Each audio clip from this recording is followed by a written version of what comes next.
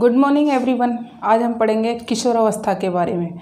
हमने पहले बाल विकास के में बाल्यावस्था की अवस्था के बारे में पढ़ा था। आज हमारे पास टॉपिक है किशोरावस्था। किशोरावस्था को इंग्लिश में कहते हैं एडोलेसेंस। एडोलेसेंस किशोरावस्था को इंग्लिश में कहा जाता है। किशोरावस्था की उम्र कितनी होती है? लगभग 12 वर्ष के अंत या 13 वर्ष के शुरू में किशोरावस्था का स्टार्ट हो जाती है और 18 वर्ष के अंत और 19 वर्ष के शुरू तक इसका अंत हो जाता है। एडोलेसेंस की उत्पत्ति हुई थी लैटिन भाषा में। लैटिन भाषा के एडोल्स केयर से, एडोल्स केयर से इससे एडोलेसेंस बना, एडोल्स केयर से एडोलेसेंस बना और उसी का अर्थ होता है किशोरावस्था। एडोल्स केयर का हिंदी रूपांतरण की बात करें तो हिंदी में इसका अर्थ होता है परिपक्वता की ओर जाना। परिपक्वता की ओर जाना एडोल्स केयर का अर्थ है।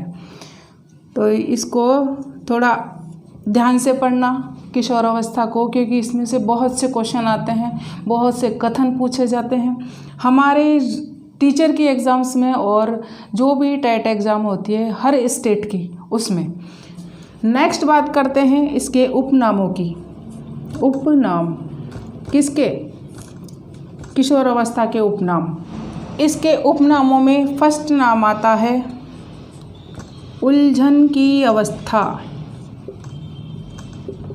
उलझन की अवस्था, हमेशा बालक उलझन में रहता है, कभी कोई चीज़ डिसाइड नहीं कर पाता है, हमेशा खोया रहता है, हमें दिमागी उधेड़-बुन में चलता रहता है कि उसके दिमाग में क्या चलता है हम अच्छे से नहीं बता सकते, क्योंकि उसके दिमाग में तूफान सा उठा रहता है। हर एक चीज़ को वो बहुत सीरियसली सुनता है, समझता है और उसके दिमाग में मंथन चलता रहता है, इसलिए उलझन की अवस्था कहा गया है किशोरावस्था को।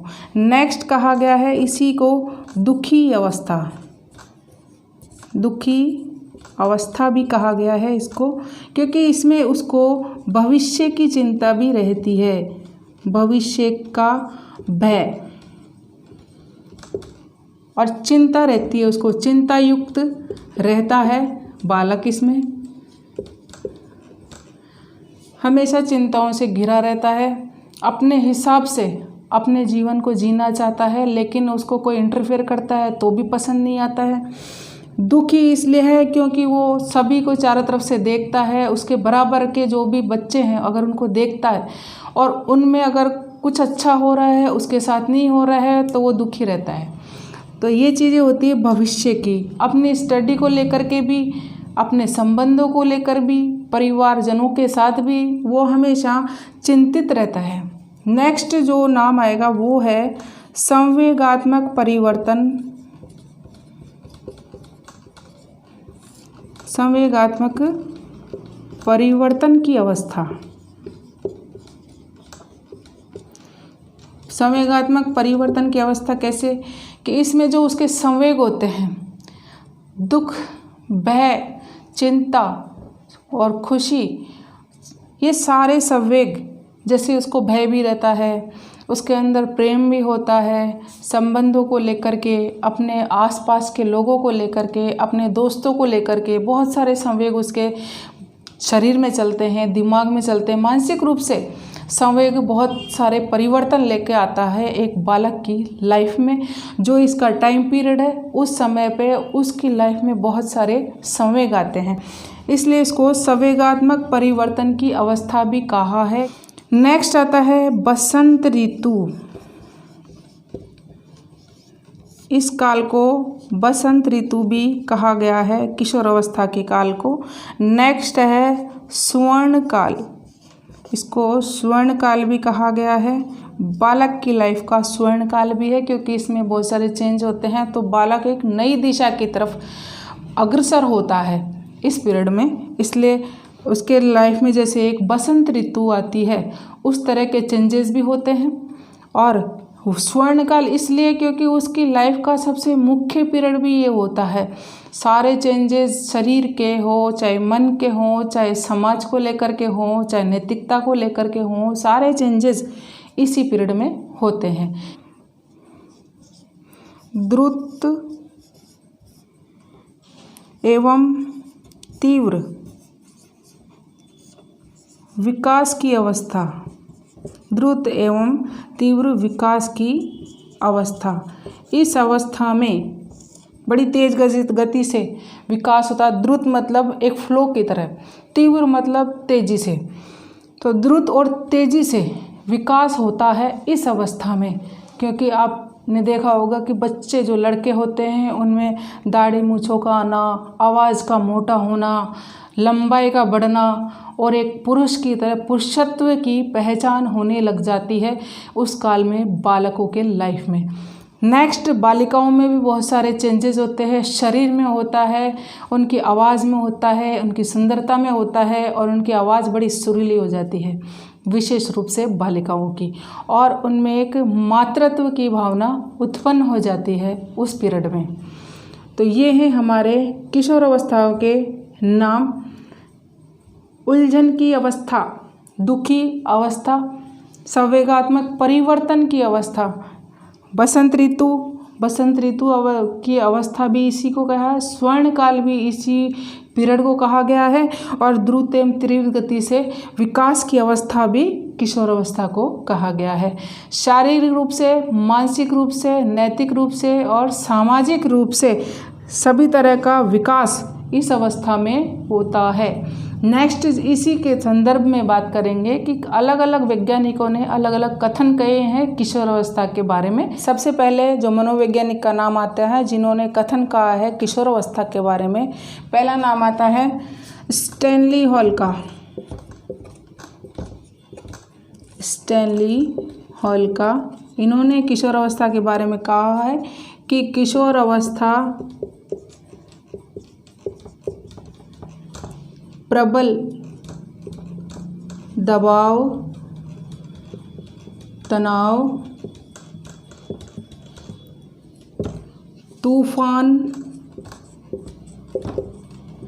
एवं संघर्ष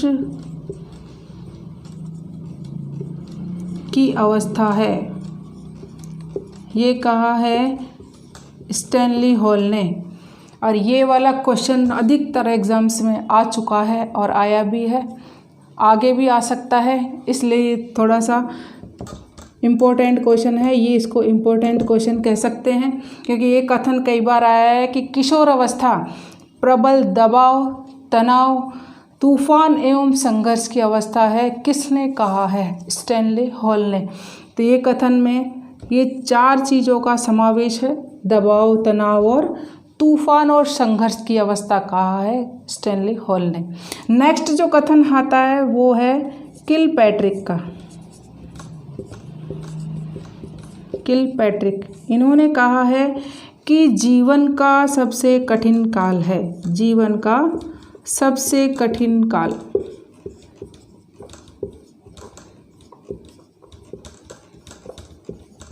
कठिन काल है कौन सा? किशोर अवस्था।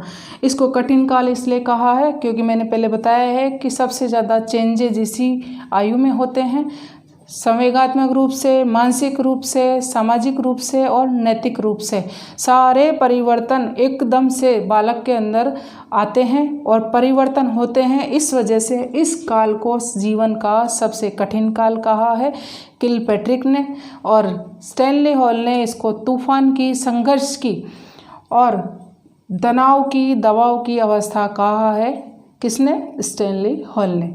तो ये दोनों ही कथन इम्पोर्टेंट है, इनको आप देखना, इनको थोड़ा सीरियसली देखना क्योंकि इसमें से क्वेश्चन आते हैं, कथन भी पूछे जाते हैं हर एक एग्ज़ाम में, तो कथनों पे भी विशेष ध्यान देना होगा आपको। हर मनोवैज्ञानिक ने अलग अलग कथन दिए हर एक अवस्था में। तो मैंने पिछले बाल्यावस्था में भी कई बताए थे, शैशवावस्था में भी बताए थे और किशोर अवस्था में तो कई सारे कथन भी आते हैं। तो इसके विशेषताओं में भी आपको कई सारी चीज़ें देखने को मिलेगी, तो वो भी एक अलग से पहचान बताते हैं किशोर अवस्था की। नेक्स्ट बात करते हैं, एक मनोवैज्ञानिक हैं जिन्होंने 2 कथन दिए। उन वैज्ञानिक का नाम है वैलेंटाइन।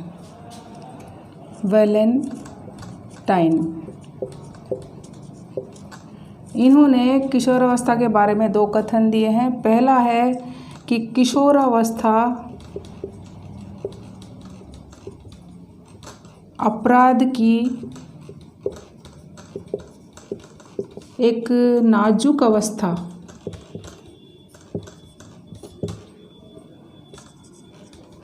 अवस्था है। एक कथन तो ये दिया था। दूसरा कथन दिया था कि व्यक्तिगत एवं घनिष्ठ मित्रता किशोर अवस्था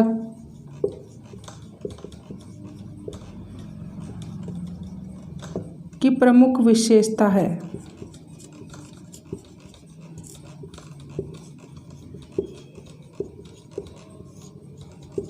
ये 2 कथन दिए थे वैलेंटाइन ने कि किशोर अवस्था अपराध की एक नाजुक अवस्था है। इसमें बालक कहीं भी गुमराह हो जाता है और अपराध में लिप्त हो जाता है, इसलिए एक नाजुक अवस्था कहा गया है किशोर अवस्था को, कि अपराध में आसानी से वह लिप्त हो जाता है या उसको करने लग जाता है। नेक्स्ट कथन है कि व्यक्तिगत एवं घनिष्ठ मित्रता किशोर अवस्था की प्रमुख पहचान होती है। अपने मित्रों से वह कभी भी मित्रता नहीं तोड़ता है। जो उसका मित्र बन गया वो उसका पर्सनल हो जाता है, व्यक्तिगत रूप से उसको हमेशा मित्र मानने लग जाता है। चाहे उनके मन में कोई सा भी भाव हो, वो कोई सा भी काम बोलेंगे वो करेंगे। अपने दोस्ती को या यार दोस्तों को बहुत ज़्यादा महत्व देते हैं इस पीरियड में। तो 2 कथन दिए हैं वैलेंटाइन ने किशोर अवस्था के बारे में। नेक्स्ट इसी की विशेषताओं की बात करते हैं। हमारे कथन हो गए कंप्लीट। किशोर अवस्थाओं की विशेषताओं के बारे में अब बात करते हैं कि पहली विशेषता क्या है। विशेषताएं, इसमें पहली विशेषता आएगी कि किशोर पुरुषत्व एवं किशोरी मातृत्व को प्राप्त करती है। किशोर बालक को कहा गया है, किशोरी बालिका को कहा गया है। इस उम्र में जो बच्चे होते हैं उनको इस नामों से जाना जाता है। किशोर पुरुषत्व की तरफ अग्रसर होते हैं और किशोरियाँ मातृत्व की तरफ अग्रसर होती हैं। उनमें औरतों के जैसे, महिलाओं के जैसे गुण आने लग जाते हैं और किशोरों में पुरुषों के समान गुण आने लग जाते हैं। लंबाई में विकास तीव्र वृद्धि से देखने को मिलता है इस अवस्था में।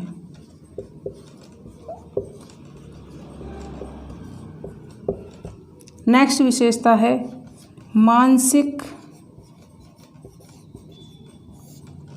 शक्तियों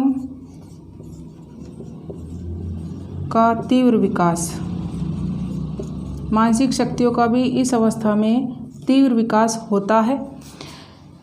तो ये हमारी विशेषताएं हैं। अभी विशेषताएं हैं बहुत सारी हैं। कुछ शुरुआत में है कि किशोर और किशोरी पुरुष और मातृत्व की ओर अग्रसर होते हैं।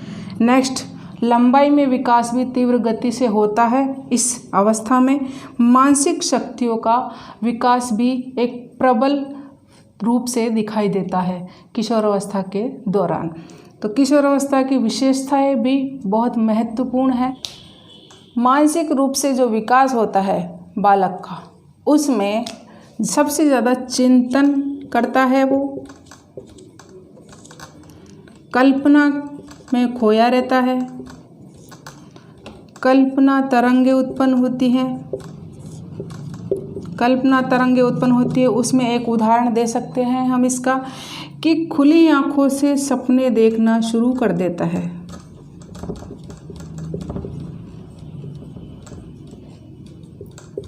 बालक खुली आँखों से सपने देखना शुरू कर देता है इस अवस्था के दौरान, इसलिए इसको कल्पना तरंग की अवस्था भी कह सकते हैं। कल्पनाओं में जीने वाला भी कह सकते हैं, चिंतन करने वाला भी कह सकते हैं। इसमें सबसे ज़्यादा चिंतन करता है बालक। नेक्स्ट, इसमें स्मरण शक्ति भी सबसे ज़्यादा होती है। इसके आगे आते हैं मनन। सबसे ज़्यादा मनन करता है, हर एक बात को लेकर के वो सोचता है, उसके अच्छे बुरे के बारे में, लेकिन वो डिसाइड वही करता है जो उसका मानसिक लेवल उसको बोलता है कि उसका मानसिक लेवल क्या है। उसका जितना भी मानसिक स्तर होगा उस हिसाब से उस चीज़ को वो डिसाइड करता है कि वो सही है या गलत है, इसमें क्या होना चाहिए क्या नहीं होना चाहिए। वो एडवाइस लेना सबसे कम पसंद करता है, इसलिए अपने ही अंदर खोया रहता है। इसलिए चिंतन, कल्पना, कल्पना तरंग, स्मरण और मनन, ये गुण होते हैं किशोरावस्था के। नेक्स्ट जो विशेषता आती है वो है संवेगों में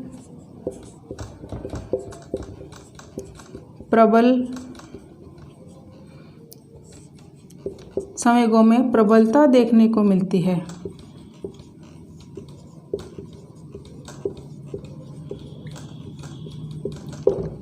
संवेगों में सबसे ज़्यादा प्रबलता देखने को मिलती है, क्योंकि जब किशोरावस्था है तो संवेग तो अपने आप उत्पन्न होंगे।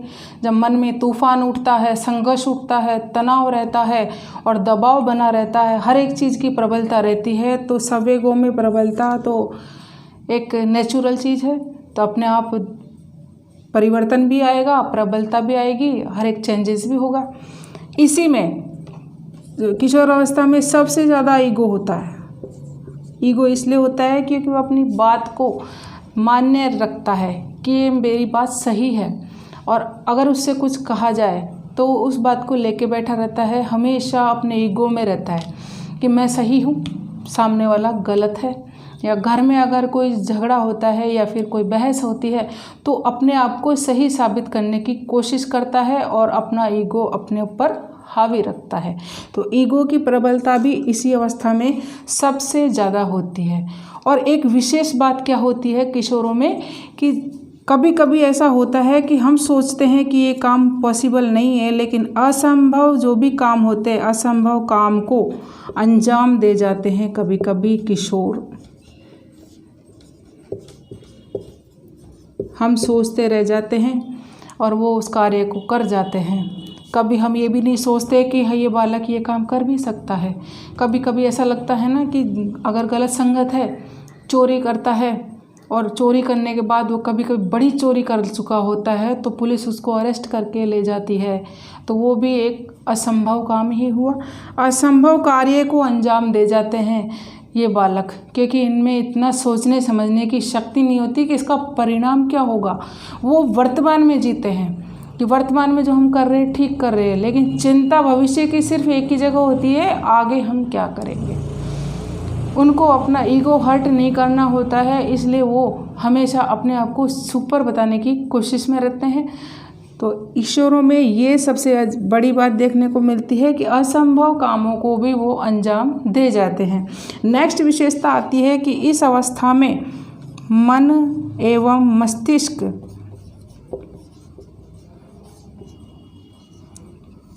पुनः चंचल और अस्थिर हो जाते हैं। अस्थिर हो जाते हैं। मन और मस्तिष्क पुनः चंचल, पुनः मतलब दोबारा। एक बार मन और मस्तिष्क कब चंचल हुआ था बालक का, अवस्थाओं में देखा जाए तो शैशव अवस्था में बालक सबसे ज़्यादा चंचल होता है और अस्थिर होता है, क्योंकि उसको कुछ समझ नहीं होती है, हमेशा वो चंचलता लिए रहता है, चाहे खेलने में हो, चाहे घर के माहौल में हो, चाहे स्कूल में हो। स्कूल में अगर शुरू में जाता है तो बड़े चंचल होते हैं बालक। वही अवस्था किशोरावस्था में आती है, लेकिन ये वाला व्यवहार हमको बाल्यावस्था में देखने को नहीं मिलता है, इसीलिए इसको पुनः चंचल और अस्थिर वाली अवस्था कहा गया है। एक बार शैशवावस्था में ये अवस्था आई थी और दूसरी बार किशोरावस्था में। ये है हमारी किशोरावस्था की विशेषताएं। इसकी विशेषताओं के क्रम में हम नेक्स्ट वीडियो में पढ़ेंगे, क्योंकि इसकी विशेषताएं और भी हैं। थोड़ा लंबा चैप्टर है, वीडियो बड़ा हो जाएगा, आपको देखने में बोरियत होगी, इसलिए थोड़ा थोड़ा आप पढ़ोगे तो आपको भी आसानी होगी। आपको समझने में भी आसानी रहेगी। इसलिए आज के लिए इतना ही। नेक्स्ट वीडियो में मैं नेक्स्ट विशेषताओं के बारे में बात करूंगी। आज हमने जो विशेषता पढ़ी उसी के क्रम में हम आगे पढ़ेंगे। आपको मेरा वीडियो कैसा लगा उसके लिए जो मुझे कमेंट्स करके बताइएगा, और इस वीडियो को शेयर करो। आगे अभी जो भी वीडियोस बनेंगे वो भी आपके हर एक एग्ज़ाम के लिए उपयोगी होंगे। सभी जगह देखा जाए तो अभी ना तो कोचिंग चल रहे हैं, न कोई सा इंस्टीट्यूट है, न कहीं कंपटीशन की कोई सी भी क्लासें कहीं नहीं चल रही है ऑनलाइन के अलावा। तो जो भी इस वीडियो को देखेगा आप आने वाली एग्ज़ाम्स में सबके लिए उपयोगी है। सबको ज़्यादातर वीडियोज़ ही देख करके अपनी स्टडी करनी होगी। टीचर की जो एग्ज़ाम आई रही है वो तो आपको पता ही है, टीचर की एग्ज़ाम आएगी, उसमें ये सब चीज़ें बहुत इम्पोर्टेंट हैं आगे आपके लिए भी, और सीटेट का एग्ज़ाम आ रहा है उसके लिए भी। तो साइकोलॉजी की क्लास एक इम्पोर्टेंट क्लास है हर एक शिक्षा के क्षेत्र में टीचर बनने के लिए, चाहे टेट एग्ज़ाम क्लियर करनी हो, चाहे आपको टीचर बनना हो। तो इन चीज़ों को विशेष रूप से देखो और इनको पढ़ो। पढ़ने से आपको मैंने बताया था कि पढ़ने से सिर्फ 10% भी याद नहीं रहता, और वो सिर्फ एक हफ्ते तक आप जब तक रिवाइज़ नहीं करोगे वो याद ही नहीं रहेगा। आपने एक बार पढ़ लिया और फिर छोड़ दिया तो वो चीज़ आप एक हफ्ते में भूल भी जाओगे। लेकिन पढ़ने के साथ अगर आप सुनते हो तो वो चीज़ आपको 15 दिन याद रहती है। एक बार और रिवाइज़ करोगे तो आपको परमानेंट हो जाएगी वो चीज़। लेकिन एग्ज़ाम तक आपके दिमाग में रहे उसके लिए आपको रिवीजन करना ही होगा, आपको समझना ही होगा। हर एक चीज़ को चाहे थोड़ा पढ़ो लेकिन समझ के पढ़ो, तब जा करके आपको एग्ज़ाम क्लियर कर पाओगे। ये मैंने अब तक की लाइफ में सीखा है कि जब तक हम कोई चीज़ समझ के नहीं पढ़ते हैं, खाली किताब लेके बैठना और उसको रीड करना पढ़ाई नहीं होती है। इसको पढ़ने के लिए आपको एक अधिगम करना पड़ेगा, हर एक चीज़ को समझना पड़ेगा, तब जा कर के आप उस चीज़ को याद कर पाओगे। क्योंकि हमारे जो भी एग्ज़ाम्स होती है उसमें ऑब्जेक्टिव टाइप्स के क्वेश्चन आते हैं, और ऑब्जेक्टिव टाइप्स के क्वेश्चन हर एक लाइन में से बनते हैं, एक पैराग्राफ में से नहीं बनते, हर एक लाइन में से बनते हैं। यहाँ पे जो मैंने ये 4 वर्ड लिखे हैं तो चारों में से एक वर्ड का भी क्वेश्चन बनता है। चारों भी आ सकते हैं कि किशोरावस्था में ये चारों हैं, एक नहीं का ऑप्शन भी आ सकता है कि इसमें से कौन सा गुण किशोरावस्था का नहीं है। इसके बाद संवेगात्मक में प्रबलता, संवेगों के साथ हमको हो सकता है कुछ और दे दे, राजनीतिक दे दे। क्या राजनीतिक परिवर्तन आएंगे? नहीं आएंगे किशोरावस्था में, क्योंकि उस क्षेत्र तक तो पहुंचता ही नहीं है, और हर ज़रूरी नहीं है हर व्यक्ति वहां तक पहुंचे। तो इसी के साथ मैं अनिता एजुकेशन चैनल से Anita, thank you so much watching my channel. Thank you.